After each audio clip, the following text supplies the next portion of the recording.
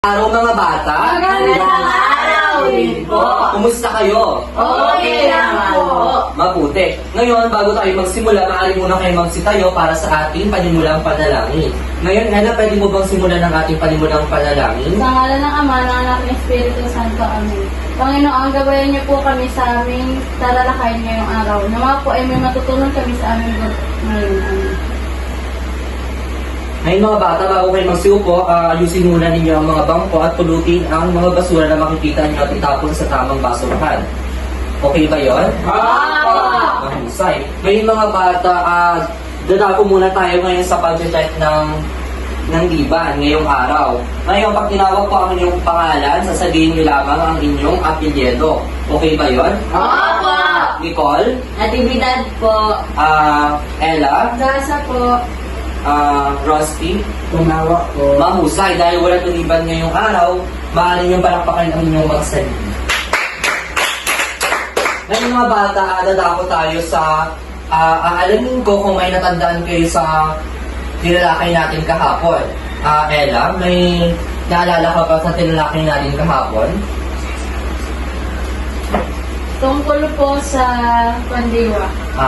Mahusay. Ang ating tinalakay kahapon ay tungkol sa pandiwa. Nicole, ano nga ang pandiwa? Salitang kilos po, sir. Magbigay ka nga ng isang halimbawa. Rusty?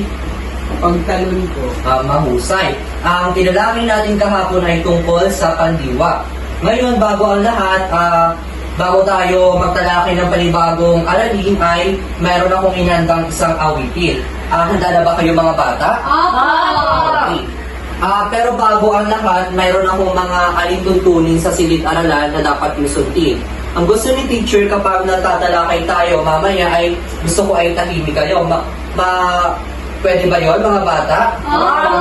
At ang gusto ni teacher ay itataas niyo ang inyong kanang kamay kapag may gusto kayong sabihin o itanong. Okay ba yon? At kapag sasagot kayo kay teacher, gusto ko may po at opo. Okay ba yon? Mahusay. Okay mga bata, bago ang lahat, ituturo ko muna sa inyo yung kanta ng Jeep ni Mang Juan. At para maayos yung pagkanta natin at sabay-sabay. Okay ba yun? Okay.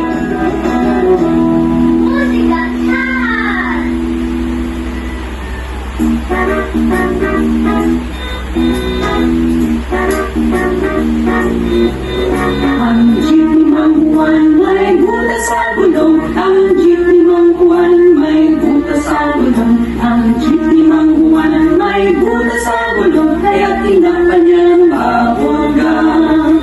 Ang jeep ni Mang Juan may butas sa gulong. Ngayon mga bata, maaari kayong magsitayo para sabay-sabay natin kantahin ang Jeep ni Mang Juan.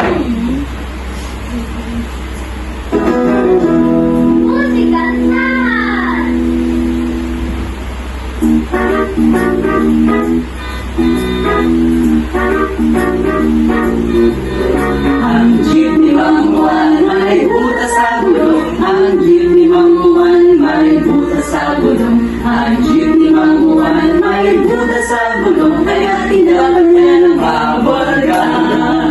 Okay. Mang Juan may butas sa Okay mga bata, maaari na kayong magsiupo. Ngayon mga bata, tungkol kaya kanino yung ginawit natin? Nicole? Kay Mang Juan po. Mahusay. Ano kaya nangyari sa gulong ni Mang Juan? Ella? Nabutas po. Mahusay. Ano kaya ang ginamit nila dun sa butas ng gulong ni Mang Juan? Rusty? Bubble gum po. Bubble gum. Mahusay.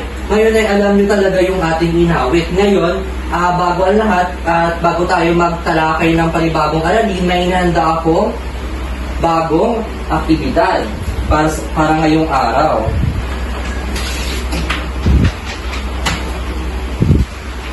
Ikaw, pwede mo ba akong tulungan? Yes, sir.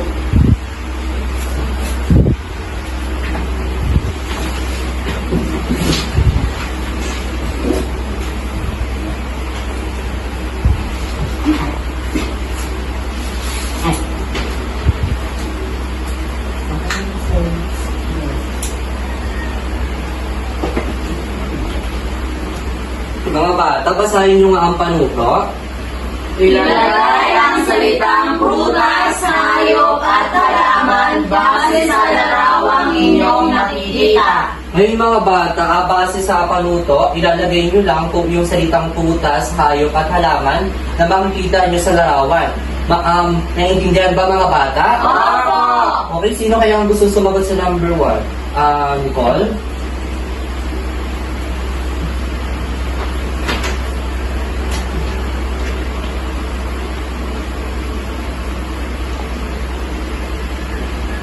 Salamat. Ella?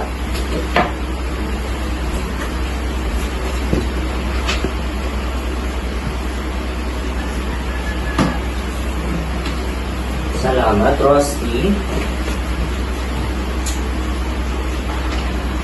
Sino pang gusto sumagot sa number 4? Nicole? Process.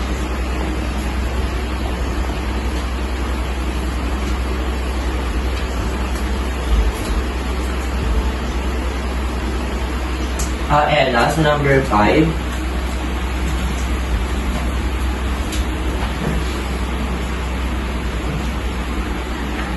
Number 6?